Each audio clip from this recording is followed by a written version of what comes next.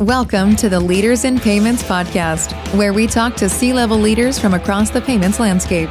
We'll be discussing the products and services that impact the payment space today, as well as trends and predictions for the future of payments. We will also hear stories from our guests about their journeys to the top. The reality of scaling a startup is that it's extremely difficult. Sometimes you have months where you feel like you're a hero, and you have months where you feel like everything is on fire. And you need capital partners that appreciate that extreme difficulty and that are supportive not just in the good times, but in the bad periods. Because the bad periods also show up because you're taking risk and you're trying new things and you're pushing the envelope and you're putting your foot down on that growth pedal, and things sometimes going to blow up. And it was important for us to find somebody that had that reputation.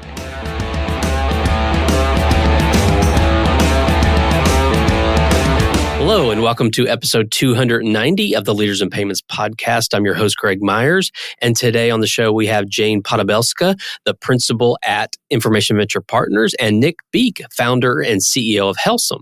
Information Venture Partners is a team of experienced venture capital investors focused exclusively on investing in B2B technology companies that are innovating in the fintech and enterprise SaaS space. Helcim is on a mission to build the world's most loved company. They are relentless in their pursuit to provide a radically transparent and honest payment solution that saves business owners, all while treating them like human beings. In this episode, we discuss what makes Helcim a unique and different payments provider. We also talk about why IVP invested in Helcim and what Helcim saw in IVP. I also get Nick and Jane's view of the future of our industry. We've got a great episode ahead, so let's get started.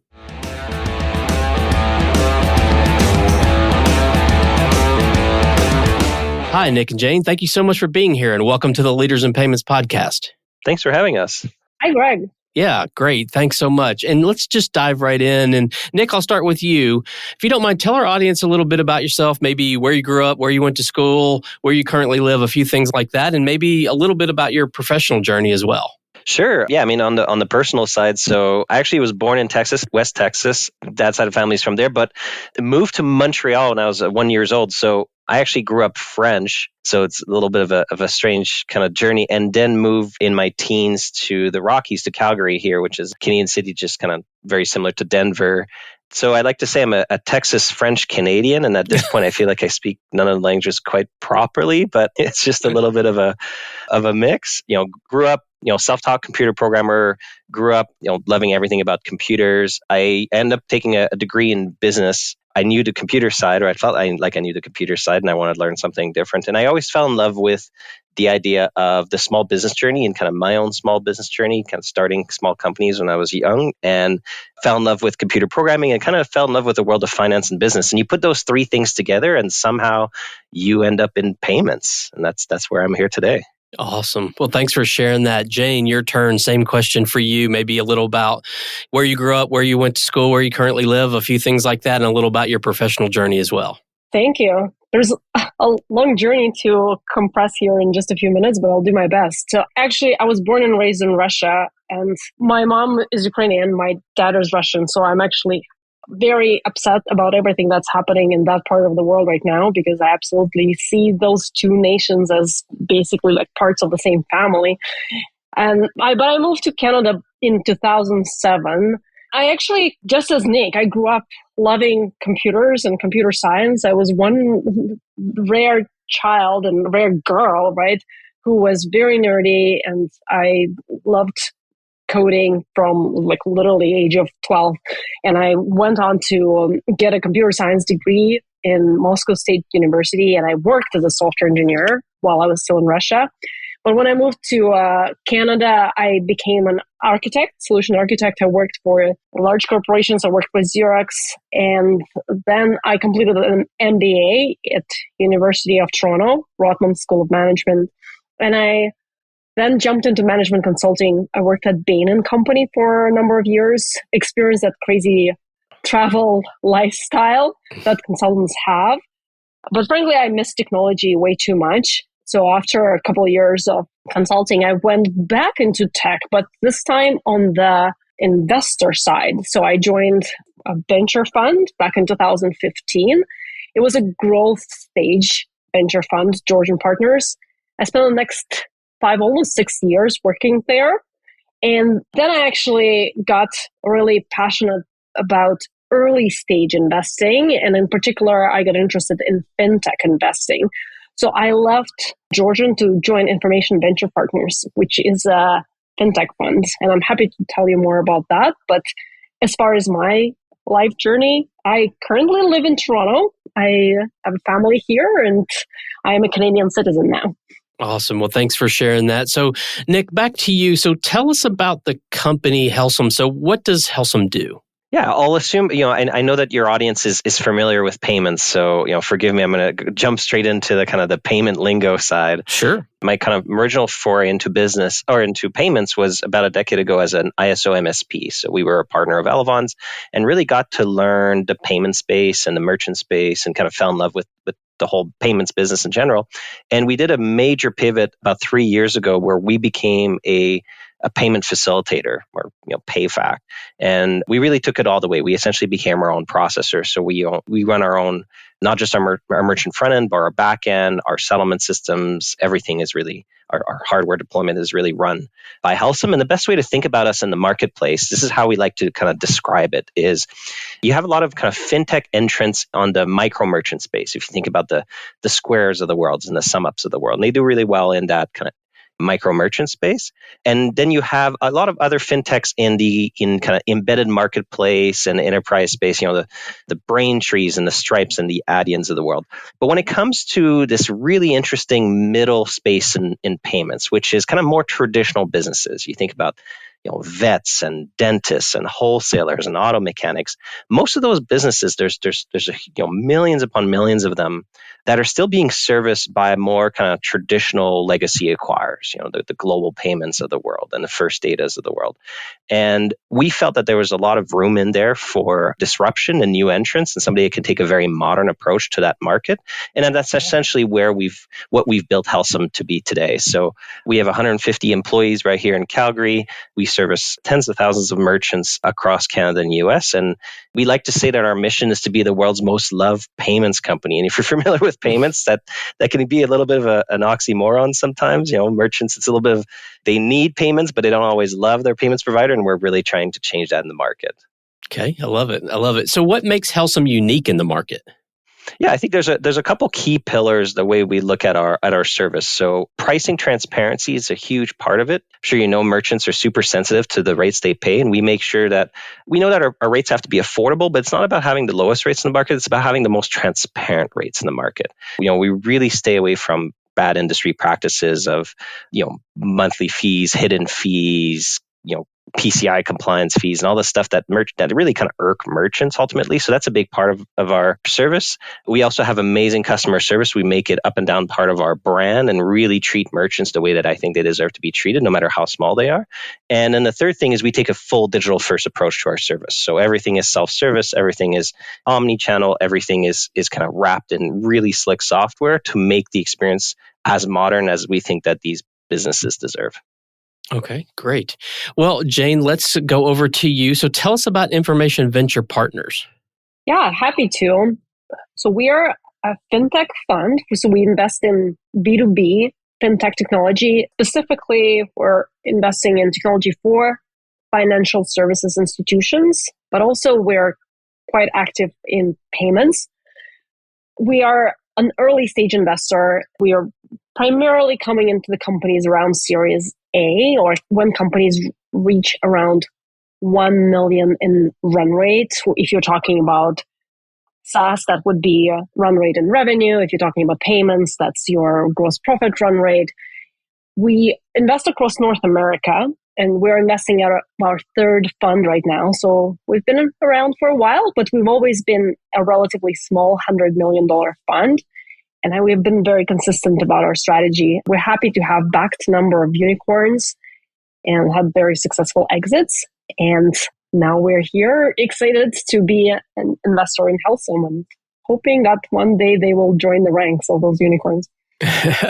Great segue to the next question. So in March of 2022, you led Helcim's Series A round of funding. So what was it about Helcim that was so unique that you wanted to invest in them? Yeah, so I've actually been talking to Helcim for about a year before we decided to jump forward with the offer? Well, first off, when I joined Information Partners, maybe if I kind of take a few steps back, right? One of the ideas I had was to build our payments thesis and find some new interesting payments companies. As I said, Information Venture Partners have invested in payments companies before, but it's been a while since the last investment, and I got really interested in the space. And I was actually looking at a few payments companies, and Helcim crossed my desk. And I first spoke to Helcim CFO Marjorie a year prior to investment. So that would have been about March 2021. And I've been talking to Marjorie and later with Nick for, as I said, for almost a year, getting to know the team, watching them grow, watching them develop.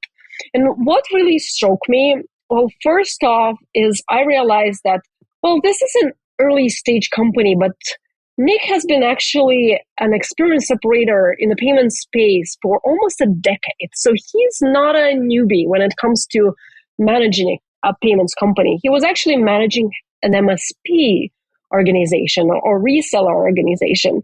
And then he took the initiative to basically develop a payment facilitator solution from scratch, which he financed through the MSP business, which was the second point that I really liked about Nick and his team, is that they were very cash conscious. And in the world, especially in the year 2021, when all the companies were burning through VC capital like there's no tomorrow because capital was almost free, they were a very rare example of a company that was basically like coming out of bootstrapping and have built a very sophisticated payments tech stack on their own money. So I was quite impressed with that. And there were other things that were very interesting to me. And some of that is what Nick just told you about, right? I know that the payment space and the market that Helcim is addressing is truly big. And the way I kind of like my investment hypothesis around payment solution was that you have on the micro merchant side, you have Square. And when I talk about micro merchants, I'm talking about your coffee shops or your local artists that are making a lot of payment transactions that are relatively small in size, but at high volumes, right? And Square has captured that market very successfully. And then on the other end of the spectrum, you have Adians of the world that are very equally successfully servicing enterprise customers. But what's in the middle? It's primarily, I don't want to upset anyone, but it's literally like old school traditional payments companies that's been around for dozens of years. And there hasn't been a lot of innovation in that mid-market segment for quite some time. And Helcim has truly developed a brand new, novel, best of class payments technology to service that middle market. And they were growing.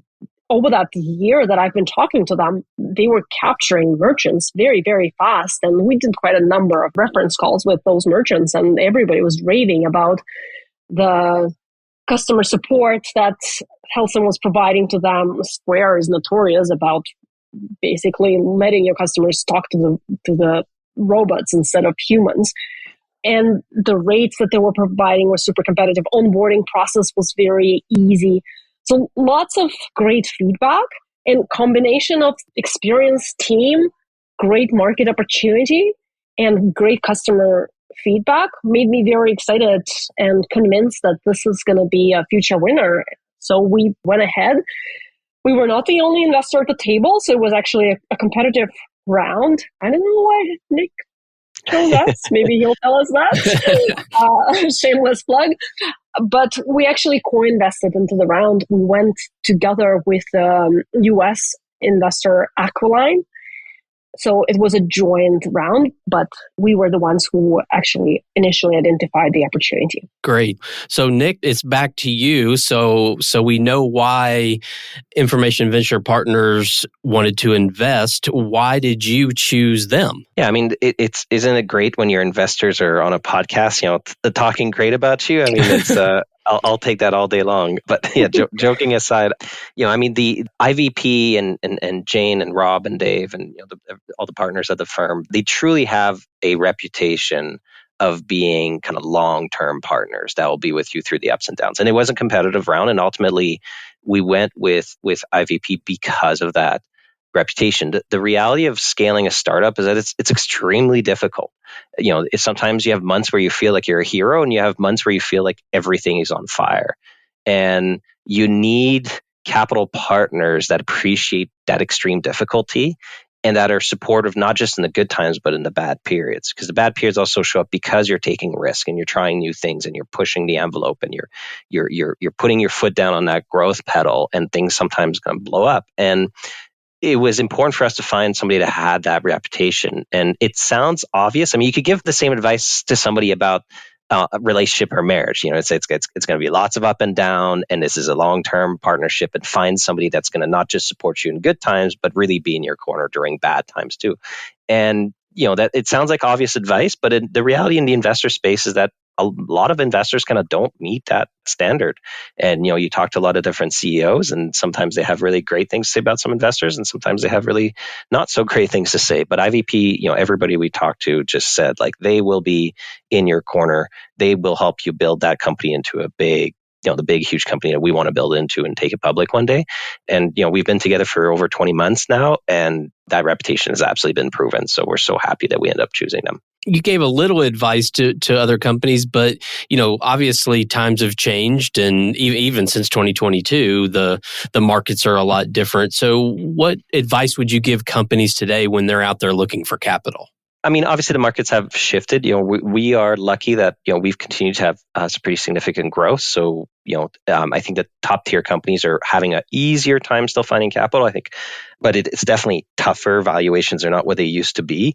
The advice I would give to CEOs that are out there, looking to raise, is that regardless of what's happening in the market, regardless of what's happening with some of the pullback with investors, regardless of what's happening with valuations, I think the basic advice doesn't change, which is you are not trying to build a business in a year or two. You're trying to build a business over a decade, and you're trying to build something, really big and really different and unique. And it's going to be, a journey, and find an investor that has that same long-term thinking. I think one of the blessings in disguise of what's happened is that, I think investors have really kind of shown a little bit more of their true color of who's in it, who's a true VC, who's a true venture capitalist and understands that roller coaster, and who is really focused on the short term. And I think you're seeing that in the investors that are stepping up and willing to have those conversations and make offers to investors. And then you're seeing it in others that are maybe don't truly have that same long-term, startup mindset. So I do think that while the markets are tougher out there, it's a little bit of a blessing in disguise. You get to see who's really in it for the long run. Okay. Well, final question for you, Nick. So where do you see the payments industry headed, say, in the next maybe 2 to 3 years? I think it's a continuing trend where not only do you have to build a world-class payments experience, but you need to bring in a world-class software experience with it. Your relationship with merchants might start with payments, but it needs to evolve in a way that is much beyond that in order to keep that customer. And you really need to be the one making the investment in building that software. If you're reselling somebody else's software, unfortunately, first, you're going to be on the short list to be cut out of that relationship sooner or later. And then second, the experience will never be to the level that it needs to be for you to stand out in the market. So I think that companies that really take the hard path and combine payments and software seamlessly together under one roof. And sometimes the market's going to come as software first, and then they'll do the effort to bring in payments. Sometimes it's going to be, payments first, and they'll bring in the effort to bring in software. But the ones that are being able to put it seamlessly together are the ones that are ultimately going to win the market. Yeah, a little follow on to that. So being kind of in that software payfac space, a lot of people have talked about, the software being kind of the operating system that these small businesses run on. And looking out to the future, I often talk to people about, okay, well, it's payments today, but does it become insurance and payroll and all those other products that small businesses need that they have to go to 17 people to get them from? I mean, is that a vision that you have for your company, or do you think the industry's headed that way? What are your thoughts on that? Yeah, I do think that ultimately everyone is aiming to own the full vertical. And there's different ways to go about it. So I do think that there's a fallacy in thinking coming from both sides. So for example, on the payment side, people go, oh, we'll figure out payments. We know payments well, then we'll slap on some software, right? And I think that's a mistake because software is a lot more complicated to get it right. But then I think the same mistake happens on the other side where you have software companies saying, oh, we're good at software. Payments is easy. We'll just kind of slap on a payment offering on top of it. And the reality is that, to do payments right at the right rates with the right depth and functionality is really, really hard. So I think that the ultimate winners in this market are people that take both of those things seriously at the depth that you need to go to and bring them together. And that's what we're doing. And that's how we think we're going to be unique in the market.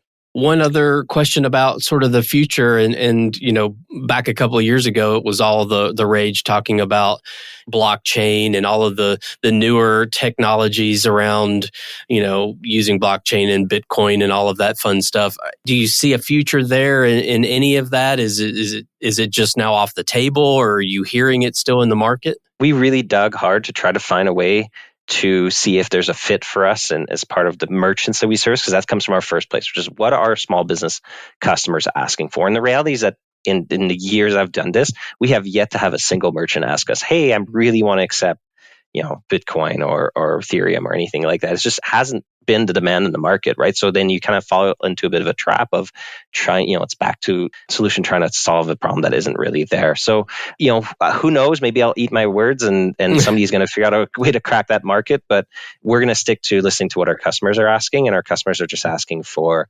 us to take the existing payments, schemes with ACH and FedNow and card payments and just make it faster, cheaper, more, and more seamless and with better software. And that's what we're doing. Awesome. Well, Jane, over to you. Final question for you. What are you seeing in terms of venture capital? Like, we all read the headlines, and we've talked a little bit about this already, where things are different than they were obviously a couple of years ago. So do you think that we've turned a corner and there's going to be more investments in fintech, or it's going to be picking up in 2024 and beyond? Well, the big picture question here is that we're rather returning to the norm as opposed to going into some bad time where there's no VC capital available. The VC capital absolutely will be available. The question is at what pace, and it's definitely not going to be the pace of 2020, 2021, 22. However, there is still so much opportunity in fintech. Nick is right, valuations have adjusted. And this, of course, is correcting a lot of things for a lot of both companies and investors. And it's a rocky time for everyone to live through. But nevertheless, I see quite a few very interesting trends in fintech. And to answer your question maybe on the decentralized finance, I actually think that there is absolutely more role for blockchain technology in financial services down the road. We have lived through the hype cycle of Bitcoins and all the currencies, but as a foundational infrastructure, I still think that we're yet to see some really good developments. In terms of payments, I actually think more of cross-border payments more than domestic payments, because for domestic and for a lot of consumer to business, smaller amount payments, we have great infrastructure in the world today in form of the credit cards, Visas and MasterCards. But for B2B transactions, I think there's room to explore new technologies, and blockchain, I think, will play a role there. In terms of other exciting trends in fintech that I'm watching, I actually continue to be excited about embedded financial services and embedded payments. Helcim, just to be clear, is much more of a customer-facing, merchant-facing solution as it stands today. It's not meant to be an embedded solution, but as a VC, I'm watching both sides of the market, the merchant-facing, front-facing solutions like Helcim and embedded. And also, as A16Z has famously wrote 2 years ago, that every company is going to become a fintech company, every company will be a payments company. And now I think we need to fine-tune that quote as to say that every company will become Gen AI enabled fintech company. So we're absolutely watching closely how Gen AI is being used in fintechs.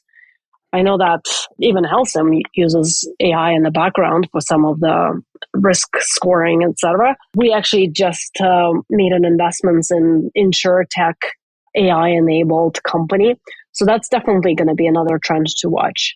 But yeah, I'm very bullish on the space as we continue to have high hopes for what it's going to bring us in the near future. Sure. And in the long-term future too. Yeah, and we used to hear, right, the growth, and that was what it was all about. And now it's about profitability. I mean, do you think that kind of way of looking at it will continue where, the software companies or the payments companies, fintech companies of old that were really just trying to almost grow it at all costs has really kind of shifted to it's a more of a profitability conversation? I mean, are you seeing that, and do you think that's going to continue in the future? Absolutely, I'm seeing that. And I wish I could tell you growth is always going to be important. Growth will be important for investors. And this is kind of why we invest in companies to begin with, is because we expect them to grow bigger over time. But yeah, the reality is capital is no longer free. And again, I will repeat myself here. We are going back to the norm where it's not just about growth, it's about the efficiency of that growth and the metrics, and what's your cost of customer acquisition, what is your churn, what is your net retention. All these metrics will be more important than ever. And similarly, like Helcim, for instance, is investing a lot in fine-tuning their marketing and go-to-market engine right now to make it as efficient as possible, so that every new dollar of revenue or gross profit that they gain, they're gaining and adding efficiently.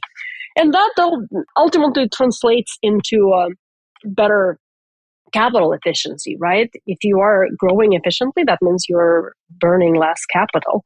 And yeah, you have to actually budget for the capital you raise to last longer than you would have just a year ago. So that's just a reality. And yeah, you need to have, as a fintech these days, you need to have a backup plan of how you become profitable and sustain your own growth if you hit some headwinds in the markets like we have today with high interest rates, etc.